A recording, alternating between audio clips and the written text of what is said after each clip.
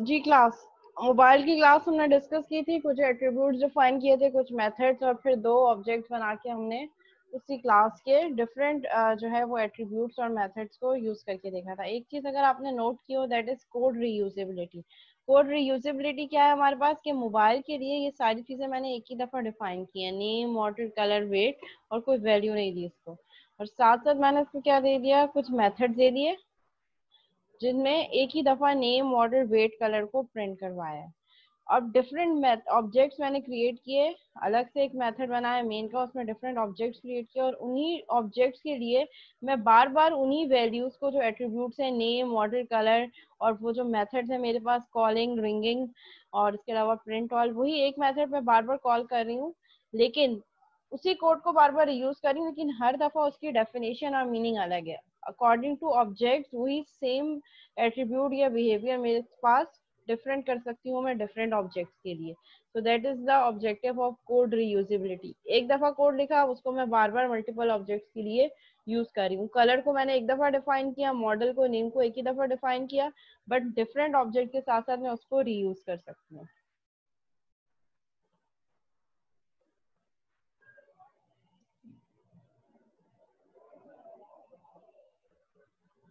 अच्छा, क्वेश्चन आया है मैम, इसमें प्रिंट ऑल के मेथड में ही मोबाइल के एट्रीब्यूट्स के नाम दे दें तो मेन नाम देने की जरूरत नहीं होगी। बेटा मैं आपका क्वेश्चन नहीं समझ सकी, क्या कहना चाह रहे हो? हैंड रेस करो, मैं अनम्यूट कर रही हूँ, क्वेश्चन पूछो अपना जो बात कर रहे हो। मुझे चैट पे आपके क्वेश्चन नहीं समझ में आया। आप क्या कह रहे हो कि मेन के मेथड, ये जो हमने मेथड बनाया है प्रिंट ऑल, इसी के आगे मैं नाम दे दूं, Samsung, model J5, weight 5.87 gram and colour is black, ये कह रहे हो? अगर तो ये जी कह मैम। अगर तो ये कह रहे हो तो फिर हर दफा प्रिंट ऑल का मेथड अगर मैं नोकिया का ऑब्जेक्ट के साथ भी इसको कॉल करूंगी तो वो फिर यही वैल्यूज देगा, तो वो फिर सही सही। स्टैटिक हो जाएगा ना वो हर ऑब्जेक्ट के लिए, चाहे नोकिया का मोबाइल हो, सैमसंग। लेट से अगर आप यहाँ पे कह रहे हो कि मैं कुछ प्रिंट करवा दूं, Samsung model J5, weight is this and colour is black, तो मैं जितने भी ऑब्जेक्ट्स बनाऊंगी उन सब के लिए मैं जब ये प्रिंट ऑल का मेथड कॉल करूंगी तो वो वही एक वैल्यू देगा। नोकिया के लिए भी सैमसंग दे रहा होगा। क्लियर हो गया अली? जी मैम। ओके,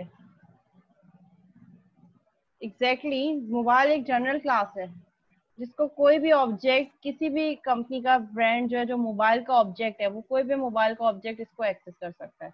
तभी तो हम कह रहे हैं कि class is basically a template. एक टेम्पलेट है जिस टेम्पलेट को फॉलो करके हम according to our object customize कर सकते हैं।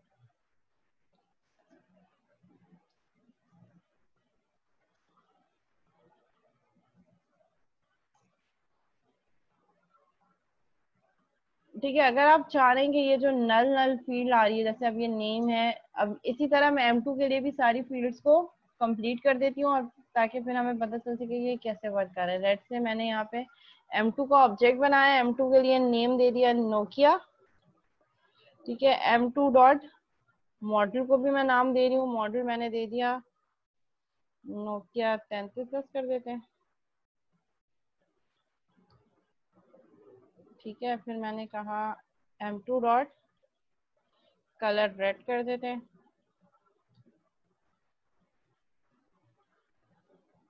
ठीक है, अब कुछ और रह गया, वेट रह गया, M2 डॉट वेट, मैंने इसको क्या दिया, ठीक है, और फिर M2 से मैंने इसको प्रिंट करवा दिया। सो मैंने जो नेक्स्ट मोबाइल का दिया उसी के हिसाब से उसने ऑब्जेक्ट 2 को भी प्रिंट करवा दिया। Mobile name is Nokia and model Nokia 3310, weight is this, mobile colour is this, and Nokia 3310 mobile is calling. वो जो मैंने मेथड को इसके हिसाब से दिया था, एक दफा मैंने ये मेथड कॉलिंग के मेथड में क्या दिया, 01 मोबाइल इज कॉलिंग, नेम और मॉडल प्रिंट करवा दिया। तो जो ऑब्जेक्ट के नाम के साथ मैं इस मेथड को कॉल करूंगी उसी ऑब्जेक्ट के साथ वो नेम और मॉडल मुझे प्रिंट करवा के दे देगा। ठीक है, एक चीज, ये मैंने दो ऑब्जेक्ट बनाए, दोनों ऑब्जेक्ट के लिए वैल्यू सेट करवाई इन फील्ड्स की, और फिर कॉलिंग का मेथड कॉल करवा दिया। अच्छा, यही चीज अब दोबारा हम जाते हैं वर्ड की फाइल में। ठीक है, वर्ड की फाइल पे जाके नोकिया हो गया, मॉडल नेम इसने कर दिया नोकिया 3310। ठीक है, कलर मैंने इसको रेड दिया था तो कलर रेड हो गया, और वेट इसने क्या अपडेट कर दिया 2.56। ठीक है, अब क्या होगा, जो हमारे पास मेथड्स हैं outside class boundary that is same. ठीक है, लेट्स से यहाँ पे मेरे पास एक मेथड था कॉलिंग का।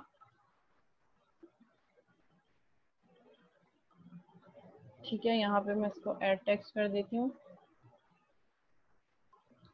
Public void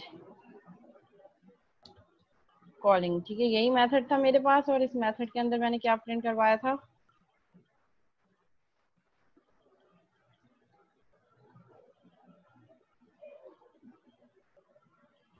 console dot right dot line. ठीक है, मैं शॉर्ट फॉर्म लिख रही हूँ यहाँ पे, और यहाँ पे मैं क्या प्रिंट करवा रही हूँ 0 1 इज कॉलिंग। ठीक है, और फिर आगे मैंने क्या प्रिंट करवा दिया नेम कॉमा मॉडल। ठीक है, अब होगा क्या कि यहाँ पे एक ऑब्जेक्ट मेरे पास बना m1 का और दूसरा ऑब्जेक्ट बना मेरे पास m2 का। ठीक है, और m2 पे मैंने क्या वैल्यू सेट करवाई m2 dot model is equal to Nokia, then इसी के आगे मैं दे रही हूँ m2 dot name is equal to Nokia था, सॉरी, और मॉडल था मेरे पास नोकिया 3310 कॉमा, और मैंने कहा m2 dot colour is equal to red comma m2 dot weight is equal to 2.67f। ठीक है, अब फिर मैंने क्या किया, दो अलग अलग ऑब्जेक्ट बना दिए, एक m1 और एक m2। ठीक है, और इनके अलग अलग मेथड्स हैं, एक कॉलिंग का, एक रिंगिंग का, एक टेक्स्ट मैसेज जिसका है, मैं आपको कॉलिंग वाला एक्सप्लेन कर रही हूँ। अब मैंने यहाँ पे कहा m1 डॉट कॉलिंग। ठीक है, अब जब मैंने m1 डॉट कॉलिंग यहाँ पे कॉल किया,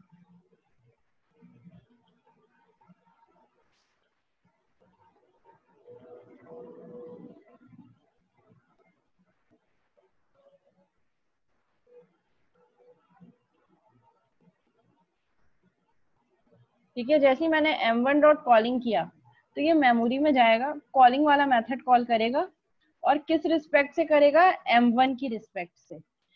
m1 डॉट कॉलिंग, इस मेथड को इसने कॉल किया m1 के रिस्पेक्ट से, यानी कि मेमोरी में रेफरेंस इसका दे रहा है m1 का, और कंसोल डॉट राइट पे क्या प्रिंट करेगा 0,1, 0 के अकॉर्डिंग है नेम। तो नेम तो मेरे पास दो हैं मेमोरी में, ये वाला नेम एक सैमसंग के नाम से, एक नोकिया के नाम से, पर ये अभी किसको कॉल कर रहा है m1 के रिस्पेक्ट से कॉलिंग के मेथड को कॉल कर रहा है।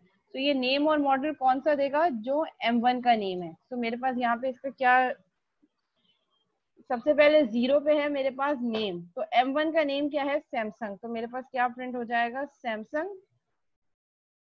फिर फर्स्ट पे यहाँ पे इसने क्या प्रिंट करवाया, मेरे पास फर्स्ट पे इसने मेरे पास प्रिंट करवाया है 1 मॉडल। मॉडल कौन सा उठाएगा m1 के रिस्पेक्ट से, क्योंकि कॉलिंग का मेथड कहाँ से कॉल हुआ है m1 के साथ।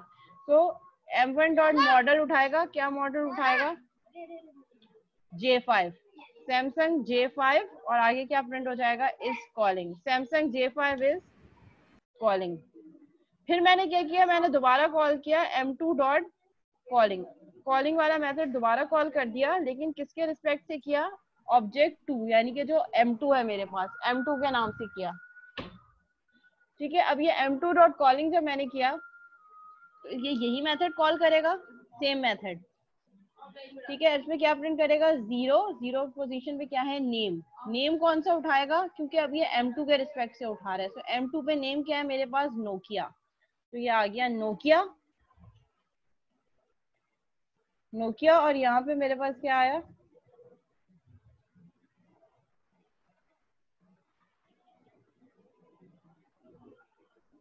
नोकिया, और फिर मेरे पास मॉडल क्या है 3310, फिर प्रिंट कर देगा नोकिया 3310 इस कॉलिंग। तो आप अगर देखें तो एक ही मेथड, एक ही स्टेटमेंट दो डिफरेंट रिजल्ट जनरेट करिए। किस बेसिस पे? ऑब्जेक्ट के नाम के बेसिस पे। जो रेफरेंस आपने दिया है मेमोरी से, वो उसी रेफरेंस के अकॉर्डिंगली नेम और मॉडल उठाएगा। अगर आपने M1 दिया है तो मेमोरी से ये नेम और मॉडल उठाएगा जो M1 का है। अगर आपने M2 दिया है तो मेमोरी से नेम और मॉडल उठाएगा जो M2 का है। इसी तरह आप मल्टीपल ऑब्जेक्ट्स क्रिएट करते जाएंगे मेमोरी में, वो multiple object different different spaces पे जो है वो स्टोर होते चले जाएंगे, मेमोरी स्पेस ऑक्युपाई करते चले जाएंगे। तो यानी मैम बस हमें नेक्स्ट टाइम सिर्फ ऑब्जेक्ट बनाना, ऑब्जेक्ट सिर्फ मेंशन करना होगा पब्लिक के जरिए, वो खुद ही उसको कॉल कर लेगा। नहीं, कॉल तो आपको मेथड करवाना पड़ेगा ना, जैसे मैंने यहाँ पे Yes, m1 ma'am. Dot calling m2 dot calling पहले। Yes, ma'am. अब आपने क्लास बना ली, अब आपने क्या करना है, जब जब कोई ऑब्जेक्ट की रिक्वायरमेंट होगी आप जस्ट ऑब्जेक्ट क्रिएट करेंगे, और ऑब्जेक्ट क्रिएट करने के बाद ऑब्जेक्ट के लिए सारी फील्ड सेट करेंगे, यानी कि जैसे मैंने यहाँ पे किया m1 dot model is equal to this, m1 dot colour, और फिर उसके बाद आप जो मेथड प्रिंट करवाना चाहें वो प्रिंट करवा सकते हैं। एक चीज हम ये भी कर सकते हैं, जो क्वेश्चन आपको पूछना चाहिए था कि अगर हम यूजर से इनपुट लेना चाहें तो कैसे हो सकता है। यस मैम, यही पूछने वाला था मैं। हेलो, यस मैम, यही पूछने वाला था कि यूजर से इनपुट लेंगे तो क्या होगा। हाँ जी, अगर हम इसको यूजर से इनपुट लेना चाहेंगे तो क्या होगा, हमारे पास यही मेन पे जहाँ पे ये जो सारी वैल्यूज मैंने एक्सप्लिसिटली दी हैं, आप यहाँ पे यूजर से इनपुट ले लेंगे। यूजर से इनपुट कैसे लेंगे? मैम आवाज बहुत कम आ रही है। अब ठीक हो गई आवाज? मैम अब सही है। ये मीटिंग इतनी जल्दी क्यों एंड होने वाली है? क्या जूम ने टाइम वाइम कम कर दिया है क्या? नहीं मैं इस मीटिंग पहले ज्वाइन हो नो, गई थी, पिछली कंटिन्यू थी। ओहो, आई सी, अच्छा अच्छा, स्टार्ट हुई थी मीटिंग। अच्छा अच्छा अच्छा, एनी हाउ, अब हम यहाँ पे क्या करेंगे, हम यहाँ पे करेंगे m1 डॉट नेम। अब यूजर से हम इनपुट लेने जा रहे हैं। यूजर से इनपुट लेने के लिए हम कुछ टेक्सचुअल इनपुट पहले दे देते हैं, console dot right line enter mobile name, ठीक है। और फिर इसके बाद हमने यहाँ पे m1 dot name is equal to explicit value hard code करने के बजाय हम क्या करेंगे, कंसोल डॉट रीड लाइन। तो ये यूजर से इनपुट ले लेगा। इसी तरह मॉडल के लिए भी आप ये स्टेटमेंट दे दें,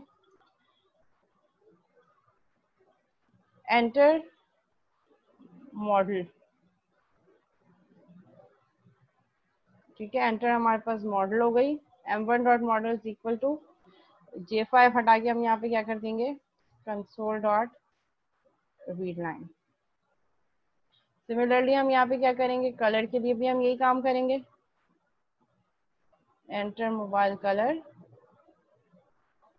और यहाँ से ब्लैक हटा के हम क्या कर देंगे, console dot read line. Direct console dot read line में इसलिए कर रही हूँ क्योंकि ये हम स्ट्रिंग इनपुट ले रहे हैं, ठीक है। ये मेरे पास नेम, मॉडल और कलर सारे के सारे स्ट्रिंग है, इसलिए मैंने कंसोल डॉट रीड लाइन किया। जहाँ हम वेट करेंगे, वेट हमारे पास फ्लोटिंग में है, फ्लोट वेरिएबल है, तो इसके लिए हम क्या करेंगे, direct console dot right line करने से पहले इसको कन्वर्ट करवाएंगे। कन्वर्ट डॉट टू सिंगल, जो मेन कॉन्सेप्ट है वो हमारे वही है जो हमने पीएफ में पढ़े थे। नई चीज क्या आ गई, क्लासेस एंड ऑब्जेक्ट का कॉन्सेप्ट। और कन्वर्ट डॉट टू सिंगल के अंदर मेरे पास कंसोल डॉट रीड लाइन का मेथड आ गया। हम ऐसा नहीं कर सकते कि यूजर से सिर्फ m1 ऑब्जेक्ट का इनपुट ले लें और वो सारी डिटेल बता दें। क्या मतलब? सारी डिटेल्स तो आपको इनपुट लेनी पड़ेंगी ना, कि m1 का नेम क्या है, m1 का मॉडल क्या है, m1 का कलर क्या है, ये चीजें तो आपको इनपुट बतानी पड़ेंगी ना। अब जब मैं इसको रन करूंगी तो ये रन करने पे क्या कह रहा है, एंटर मोबाइल नेम, लेट से मैंने यहाँ पे कर दिया हुआवे, ठीक है। मॉडल वो मुझसे पूछ रहा है, मुझे हुआवे के मॉडल नहीं पता, लेट से मैं इसको H123 कर देती हूँ, ठीक है। कलर मैं इसको कर देती हूँ ब्लू, और वेट मैं इसका कर देती हूँ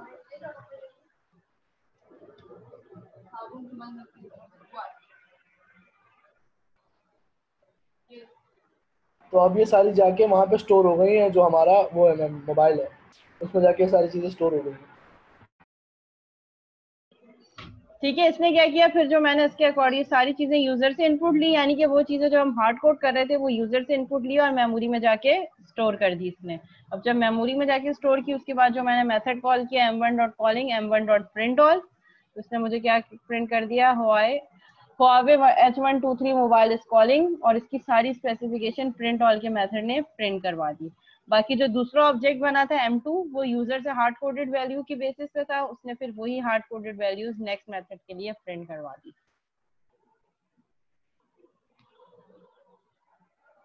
जी, यहाँ तक कोई क्वेश्चन? No ma'am. जी क्लास सबको क्लियर है?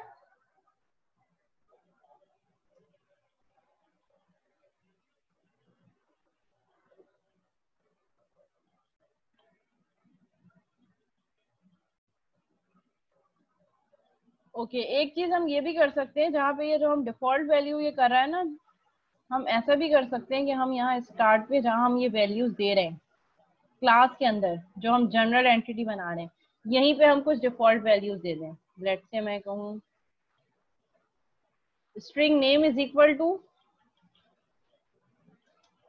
डिफॉल्ट वैल्यू, ठीक है, मॉडल कुछ भी, मैं ऐसे आप चाहें तो अपना नाम देना चाहें तो दे सकते हैं। मैं डिफॉल्ट कलर कह रही हूँ कि अगर कोई भी कलर यूजर सेट ना करे तो ब्लैक हो, और वेट इसका हो NF लेट्स से। तो इस केस में क्या होगा कि जो वैल्यूज मैं यूजर से इनपुट लूंगी वो उसी के अकॉर्डिंगली वर्क करेंगी, जो मैंने हार्ड कोड की उसी के अकॉर्डिंगली वर्क करेंगी। और जब लेट्स से मैंने एक नया ऑब्जेक्ट बनाया, मोबाइल ऑब्जेक्ट बनाने की आपके पास कोई लिमिट नहीं है, आप जितने चाहें ऑब्जेक्ट बना सकते हैं। मैंने नया ऑब्जेक्ट बनाया न्यू मोबाइल M3, और मैंने M3 से कॉल करवा दिया M3.print all, ठीक है। तो ये इसके लिए क्या करेगा, वो जो पहले कर रहा था ना डिफॉल्ट वैल्यू नल नल और 0, अब वो डिफॉल्ट वैल्यू को किससे ओवरराइड कर देगा, जो मैंने ये वाली वैल्यूज दी है। तो अगर आप कोई ऐसा फिनोमिना रखना चाह रहे हैं आप ये भी कर सकते हैं, but it's not a good approach. तो ऑब्जेक्ट 1 के लिए ये मुझसे इनपुट ले रहा है, मैंने रैंडमली इनपुट दे दिया, ठीक है, कुछ भी हार्ड कोड वैल्यूज,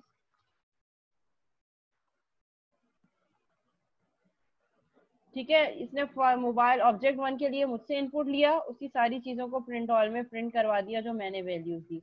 सेकंड वाले ऑब्जेक्ट में मैंने हार्ड कोड की थी वैल्यूज नोकिया, ये वाली वैल्यूज, ये जो मैंने हार्ड कोडेड की थी, ये हार्ड कोड वैल्यूज के अकॉर्डिंग इसने मुझे प्रिंट करवा दिया।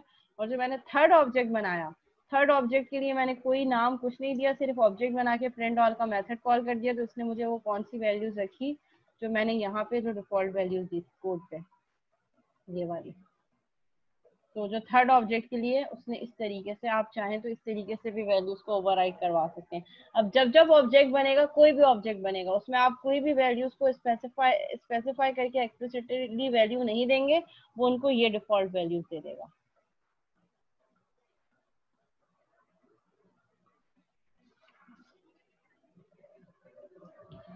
जी क्लास क्लियर है?